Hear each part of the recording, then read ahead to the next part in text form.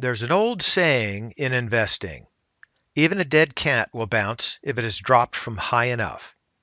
The dead cat bounce refers to a short-term recovery in a declining trend. Well, are we in a declining trend?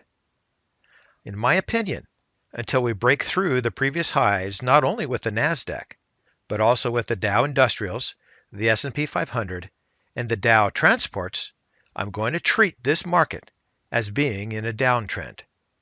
So let's take a look.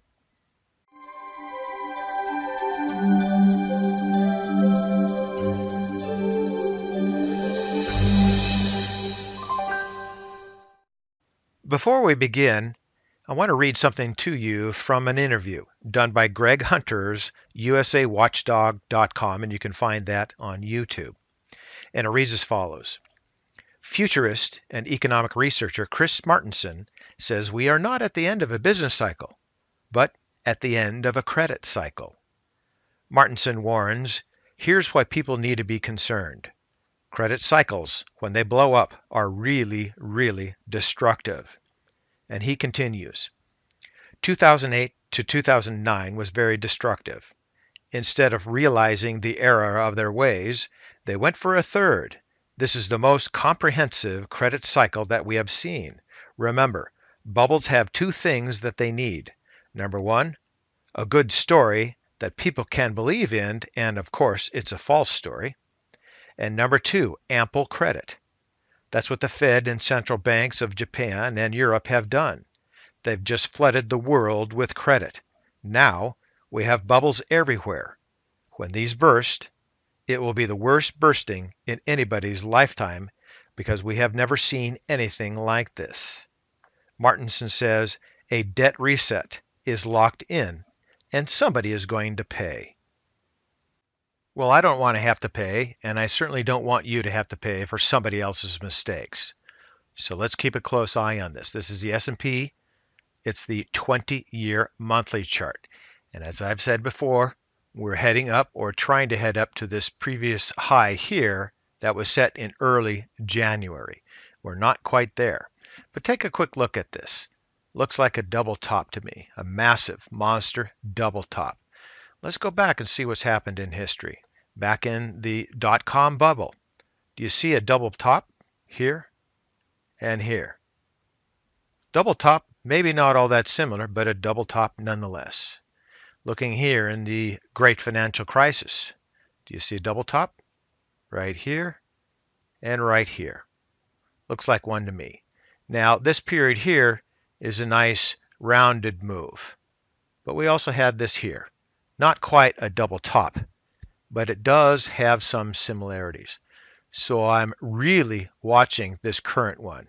We have to pay a close attention to that. Looking here at the MACD, the fast lines reflecting. I expect it to continue to heading on up here at about this point. I'm not sure if it's going to get all that way. But let's look back here again. We had some undulation in the fast line before it went through the slow line. So there are some periods where there is some volatility here. Definitely this looks like more of a double top to me with those two peaks there. Back here, this also actually looks kind of like a double top. Two peaks there. So I'm looking for this second peak, and then that's where we're really going to have to see what happens.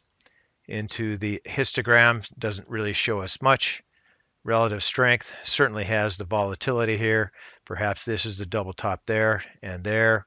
Back here, we can see maybe a double top. I'm not sure if that's consistent with above, but definitely this was a double top prior to the dot-com bubble. And again, here we are at the first top, and we're coming up from below, and we have a long way to get up to this point here, but it doesn't necessarily have to go all the way up to be a double top in the price. So we'll look at that one here. In some of these other oscillators, you can see some similarities to what has happened before.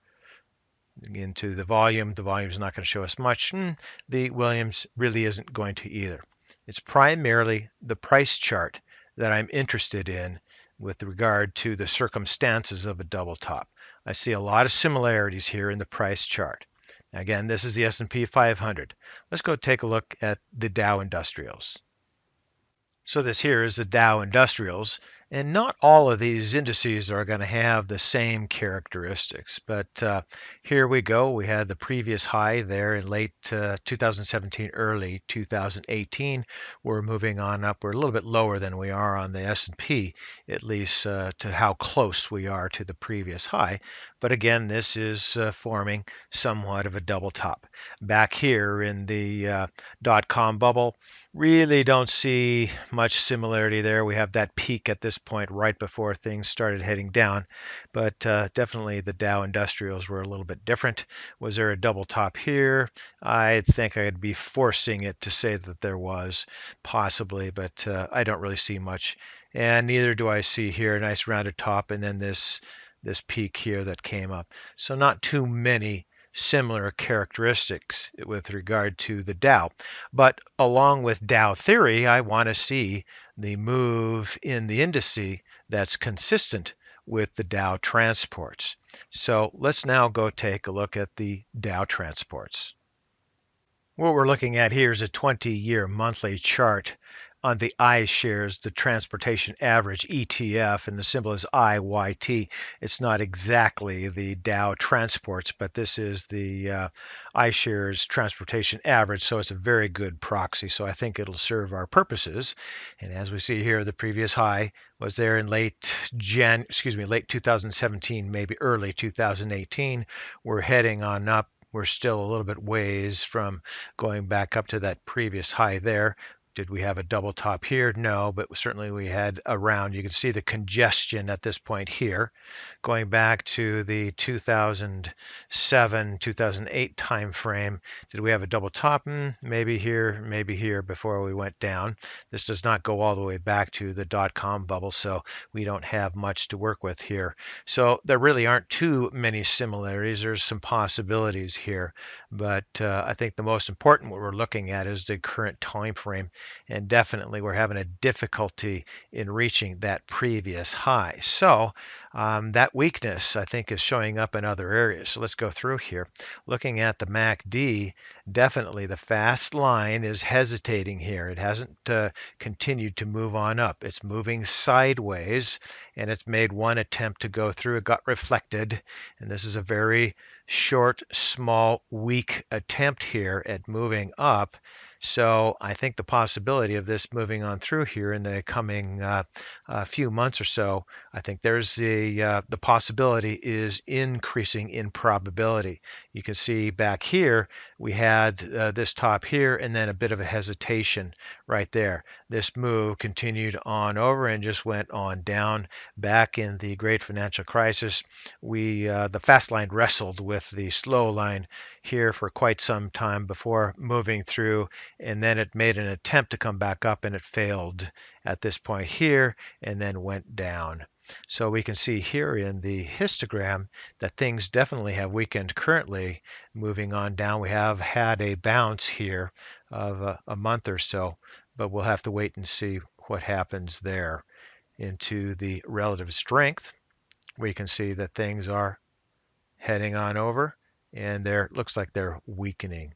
Into the stochastic as well. The stochastics definitely have weakened here, and you can see we're making an attempt to head on up, but we're moving on up from a much lower level here. So I think there's some weakness. We're gonna have to wait and see. And the volume, definitely the volume has continued on down here for quite some time. That's another concern. And then of course the last concern is here in the Williams, definitely topped here. We came all the way down nearly to the 50 or the midline and the bounce up. So to me, that shows a lot of weakness. So I think there's a lot of concerns out there. So right now, I'm thinking that we're just seeing a dead cat bounce until we get to these previous levels and exceed them on the upside. So once again, be cautious, save that money. So for today, that's ChewDog Charts. Thank you.